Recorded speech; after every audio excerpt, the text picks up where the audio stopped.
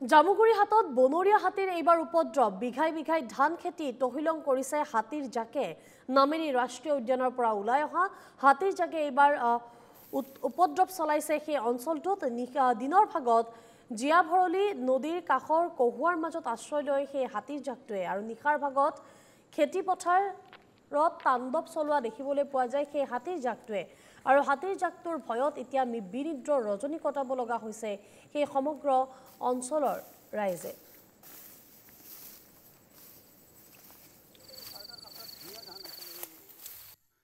মানে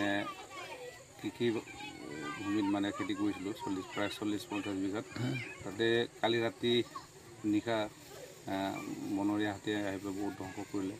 মানে বহুত ধান নষ্ট কৰিলে ধানৰ এনেকুৱা এইটো ধান চুচি পেলাইছে তাতে আমি বহুত চিন্তিত হৈ পৰিছোঁ এতিয়া আজি দিনতো ওলাইছে আকৌ ৰাতিও এতিয়া ওলাব দিনত যেনিবা আমি খেদিছোঁ ৰাতিটো আমি খেদিব পৰা ব্যৱস্থা নাই তাকে আমি বন বিভাগক খবৰ দিছিলোঁ ৰেঞ্জাৰ আহি পেলাই চাই গৈছে তাৰপিছত এতিয়া কি কৰে সিহঁতে